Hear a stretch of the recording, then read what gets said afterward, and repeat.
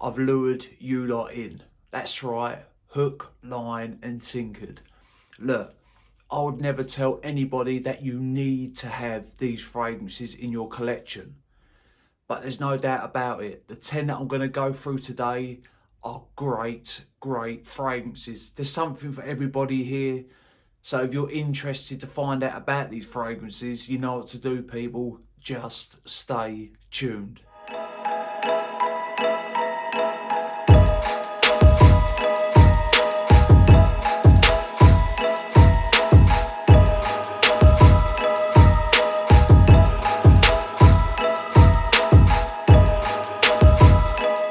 What is good, YouTube? Hello ladies and gentlemen, and welcome back. That is right, today I've got 10 great fragrances here to go through. Some of them are newer releases, some of them a little bit older. There is some masculine ones on the list, there is a couple of unisex ones on the list, but to me these are all fantastic. I love the way they smell. I'm glad that I've got them in my collection, and like I say, you don't need to own these.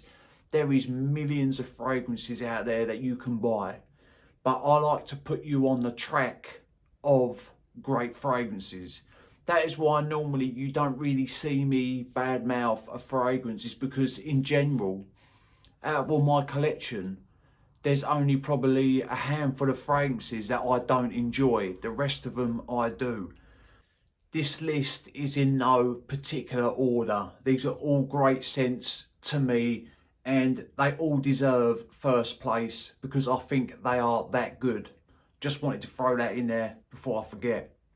So I'm going to start with a newer release, and it's from the house of Packa, and it is 1 Million Golden Oud.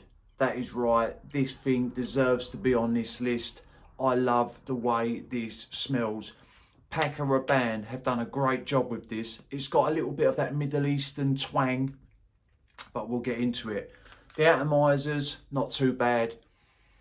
This is good. This is a great scent. Right, you got bergamot, saffron, nutmeg, black pepper, gurjum, patchouli, sandalwood, leather, oud, cistus, which I believe is labdanum, and you got cedarwood. Right, as soon as this opens up, you do get an explosion of spice.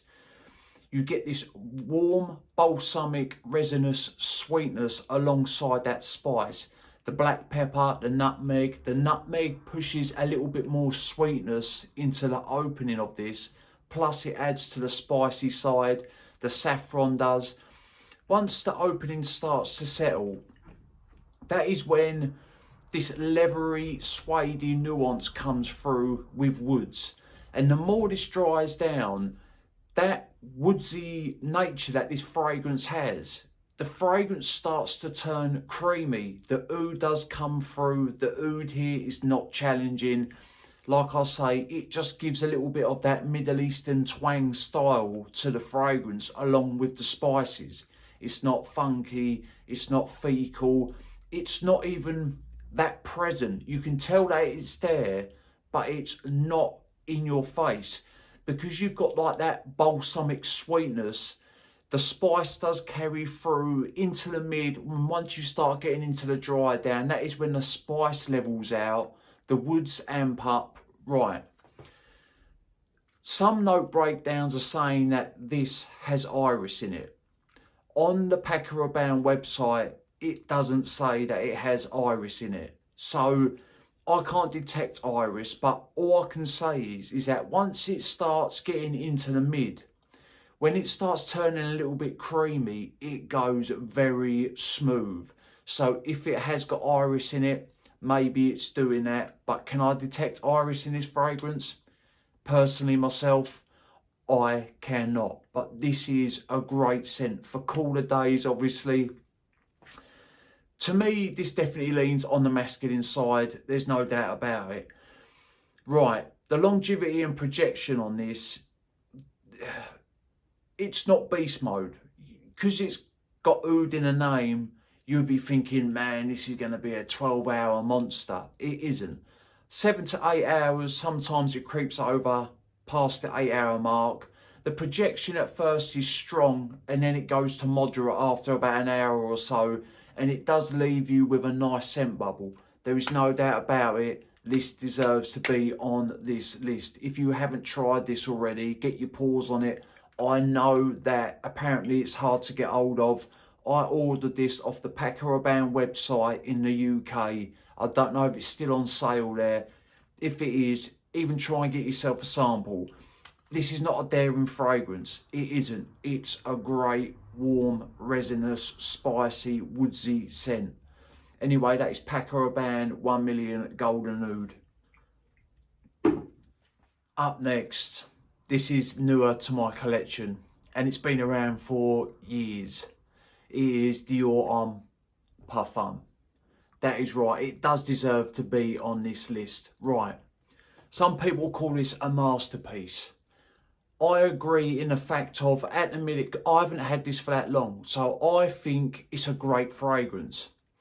But still at the minute, I do prefer Dior Homme Intense. The reason being is because of the iris. I am a sucker for iris, and in Dior Homme Intense, to me, it comes across more lipsticky, which I do prefer. But talking about Dior Homme Parfum, right.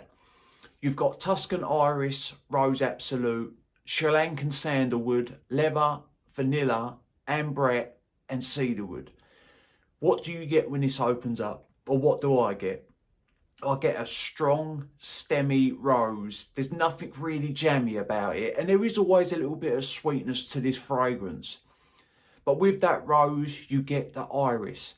And it does come across ever so slightly, that cosmetic bag, lipsticky, slightly. But on me, this is a powder bomb. That iris makes this fragrance go so powdery on my skin.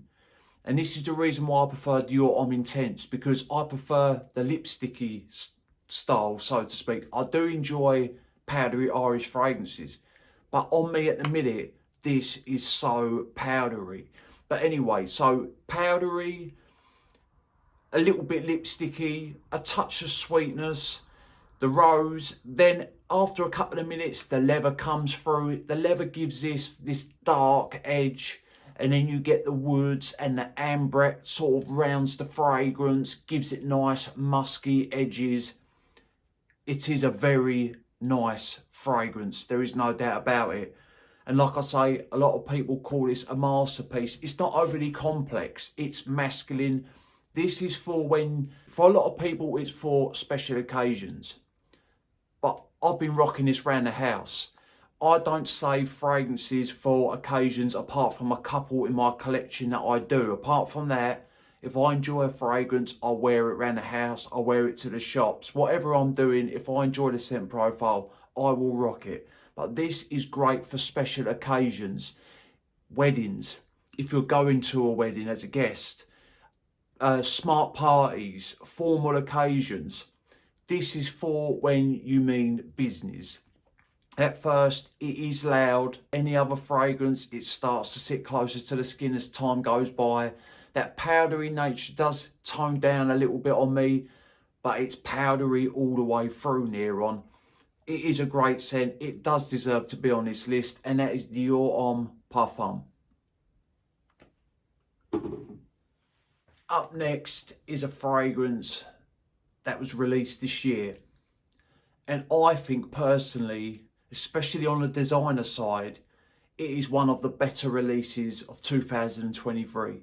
It is Jean Paul Gaultier Le Male Elixir. Yes, I think this is a great scent. I've heard some people bash this, saying it ain't all that. And I know everyone's got different tastes, each to their own. But me personally, I think this is a great release. Right, you've got mint, lavender, vanilla, benzoin, honey, tonka bean and tobacco. When this first opens up, right, straight away it opens up sweet. You do get, this stuff fills the air big time. You do get the lavender and the mint. It gives off a little bit of an aromatic touch, plus it pushes a little bit of freshness into the top of the fragrance. But like I say, straight away, this is sweet. It's a little bit balsamic. You get the benzoin. Now, the tonka bean carries the sweetness through the fragrance into the base. Plus the honey, you get a nice dose of syrupy honey in this fragrance. And then when that tobacco comes out, it is very light. I mean, to me, you have to look for it really to find it. This is more on the balsamic, honey, sweet, warm side than it is tobacco. I do get a light touch of spice with this fragrance as well. Not so much in the opening, but once it starts to settle, a little bit of spice does come through. Maybe that's the tobacco, plus this is vanilla heavy. Like near on from the get-go, you get vanilla, and that vanilla side, or that vanilla edge that this has, it carries all the way through to the base of the fragrance. So it's constantly got this sweetness to it, but it never becomes sickly. To me, it never becomes too much. It does have a playful side to it, great for clubbing, great for parties.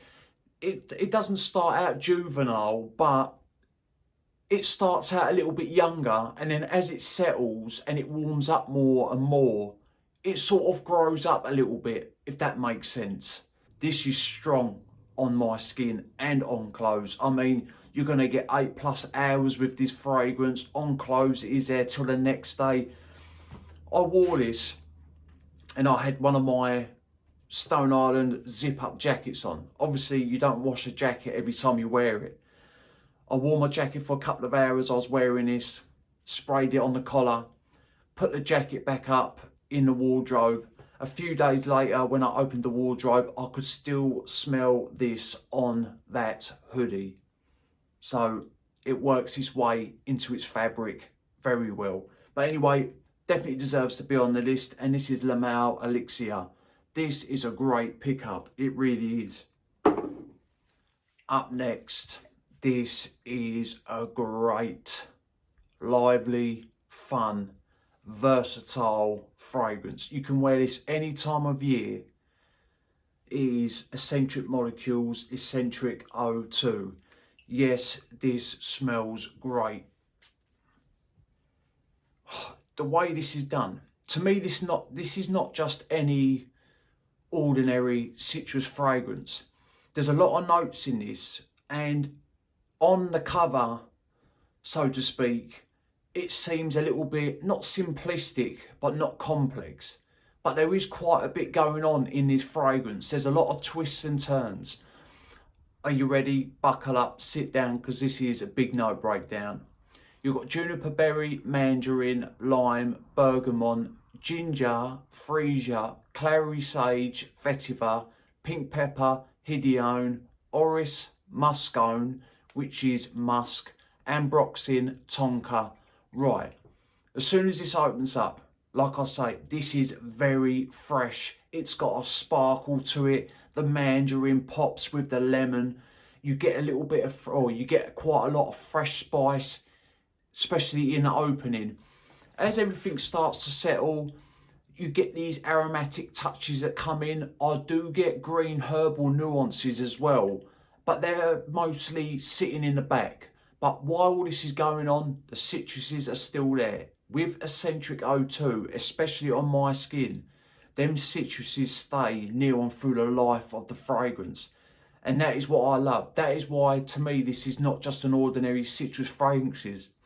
This is not just an ordinary citrus fragrance, because normally them citruses will burn off quite quick up top. With this, it carries through.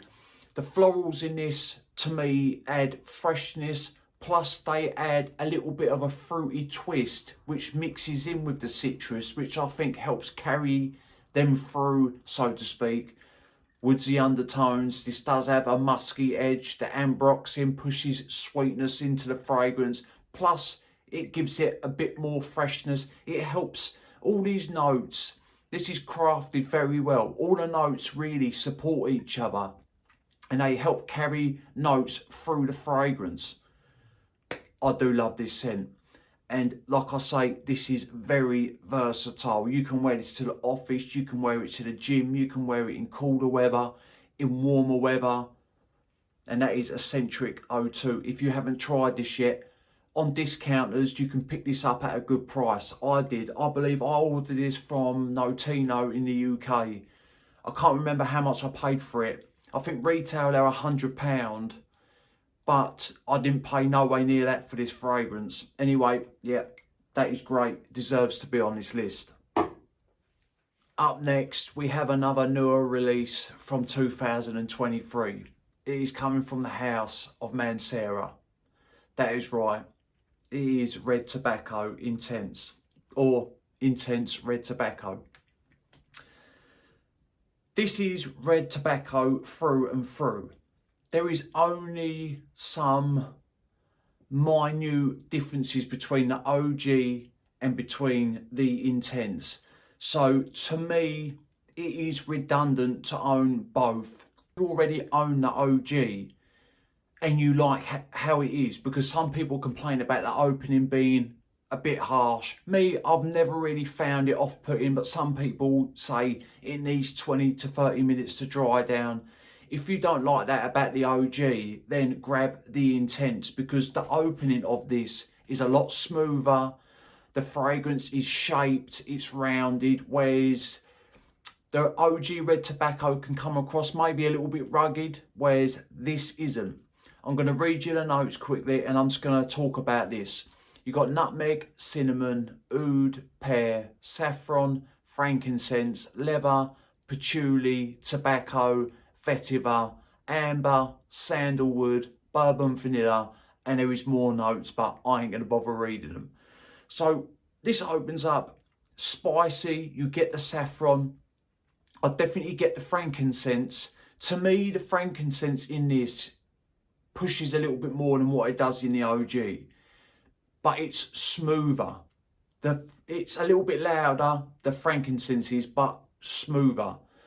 Spice from the saffron, you get a little bit of a smoky touch, you get some sweetness straight away.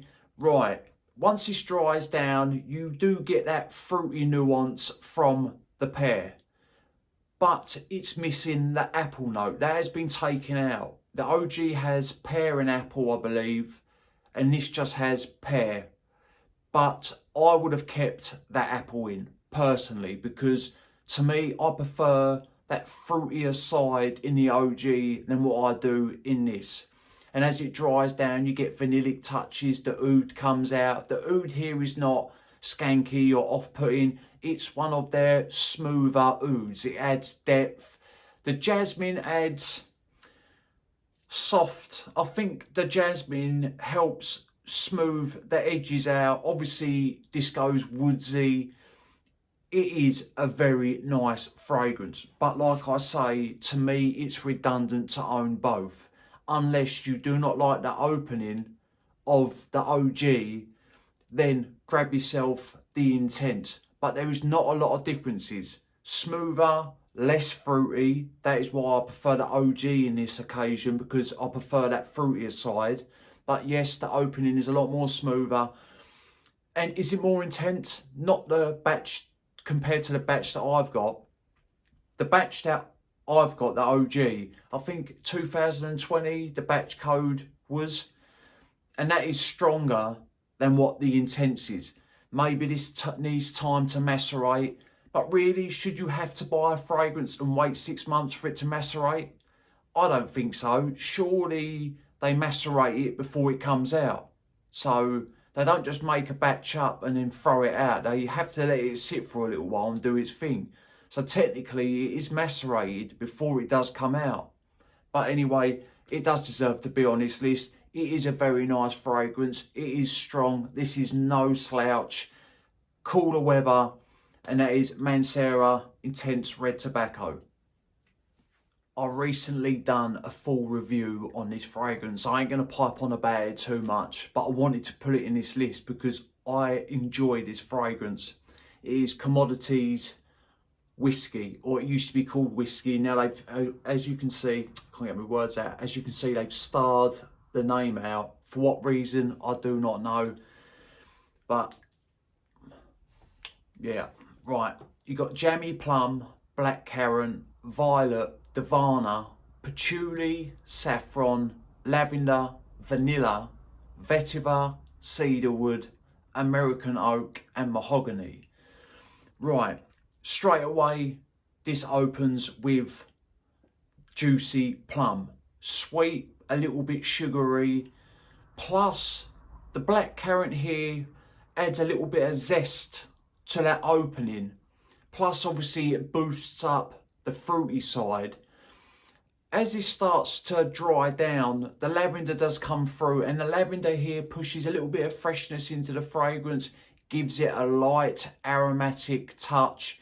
The vanilla comes through, the woods come in. This does have a very woodsy base, like everything is sitting on woods, but you do get that juicy plum up top, and that does stay through into the mid.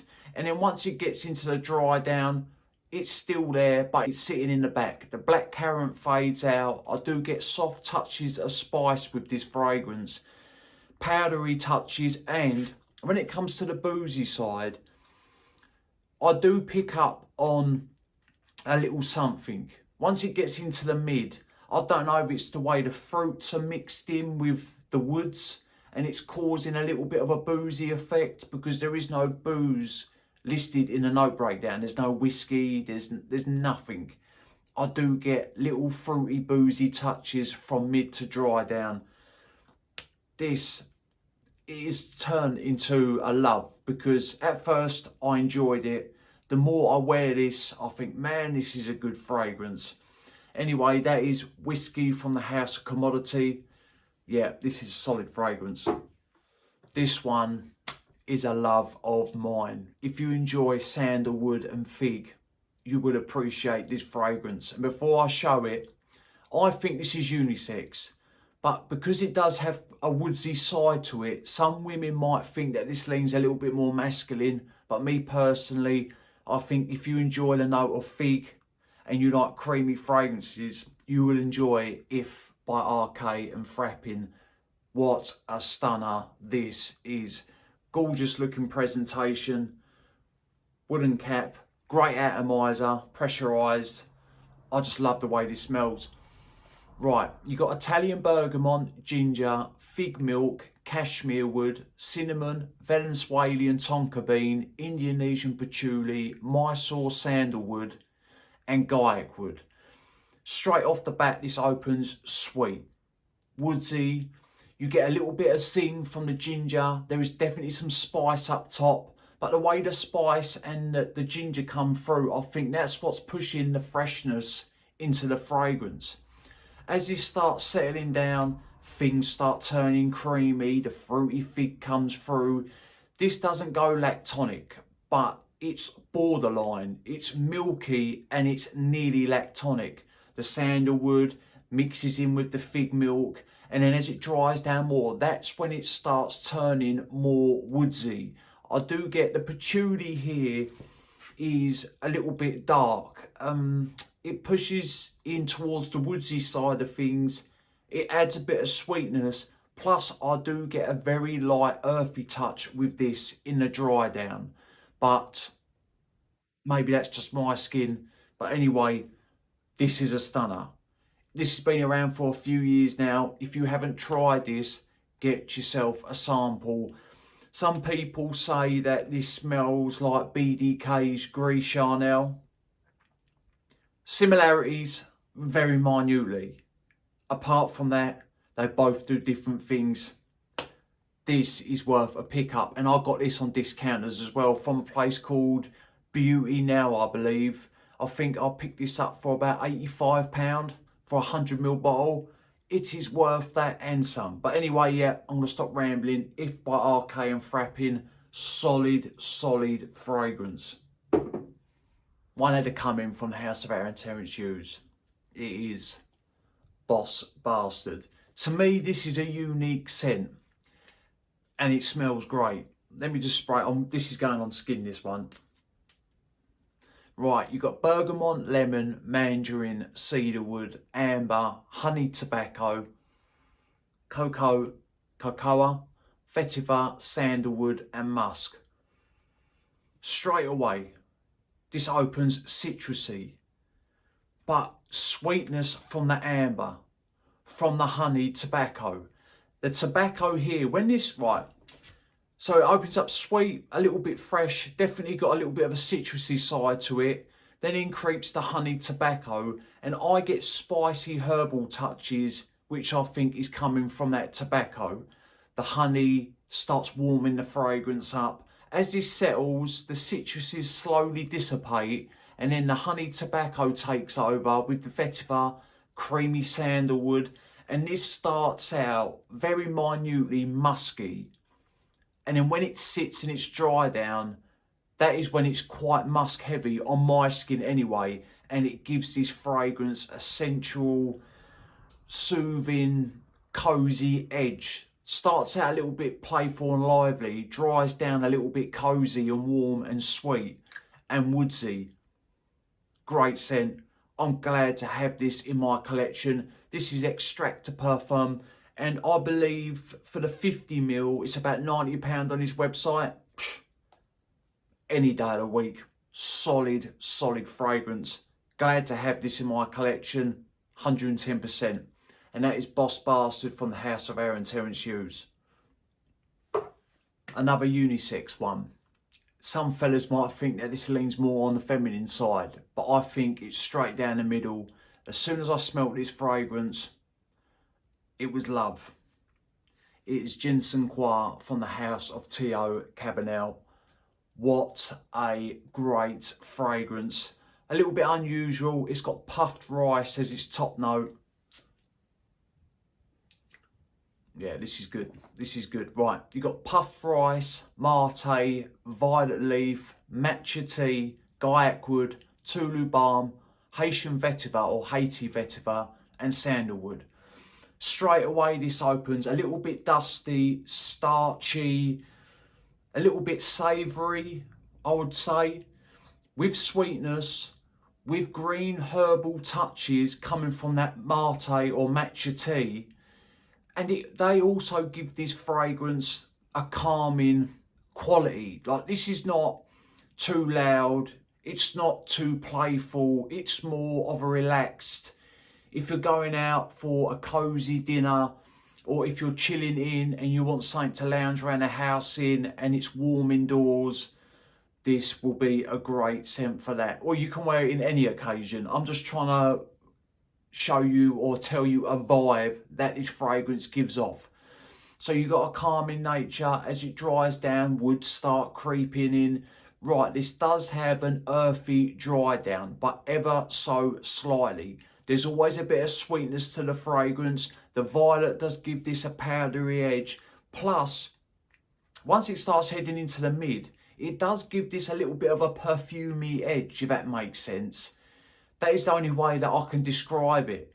But it goes hand in hand with all the notes. This is not an overly complex scent, but man, it smells good. I enjoy the way this smells. All these fragrances that I'm talking about today, when I run out of these fragrances, I will be getting another bottle. I will always have these fragrances in my collection without a doubt. And this is one of them, Jinn Qua from T.O. Cabanel. Sweet, a little bit starchy, herbal, green, a little bit earthy, a little bit powdery. This is a stunner. And to finish off the review, this is another unisex fragrance. This was love at first sniff. I don't know what from the house of DS Endurga. This is a fragrance enhancer, but on its own, it's a scent itself. And boy, does this thing smell good. This is very versatile. This is for if you don't want something that's going to be overbearing, too powerful, you don't want to choke people out, or you just want a fragrance to yourself. Try this. This is great. This will always be in my collection without a doubt. I love wearing this around the house and to bed. It's got this clean laundry type smell to it. Right, you've got bergamot, isoe super, vetiver acetate, civetone, phesantal and ambrox super. You get a fresh blast up top, but this fragrance is fresh through and through. Like at first, yep, the bergamont's there with the ISOE super, but after a few minutes the bergamot comes down, the fragrance still stays fresh, a woodsy tone creeps in. Now the fragrance starts turning a little bit musky from the Civetone, I believe. Like this is not animalic or nothing like that, far from it. This is chilled, this is relaxed, this is smelling clean. Dries down a little bit more. I think the Ambrox Super helps out in a few different ways. I think it helps out on the woodsy side of things, on the fresh side of things, pushes a little bit of sweetness into the fragrance. Right, the Fasantal here is a molecule that can come across smelling like sandalwood. And I do get light sandalwood touches with this fragrance, but I also get dry pencil shaving nuance with the fragrance as well, and that will definitely be coming from the Fasantal. So this is fresh, clean, woodsy, musky, all year round fragrance. Will it cut through the cold or the dead of winter? No, but if you're wearing a fragrance like this, really you're wearing it for yourself, and this does push out a little bit on me. I mean, the longevity of this is excellent. I'm getting 8 hours, sometimes over 8 hours. Yeah, it's a faint skin scent by then, but I can still pick it up.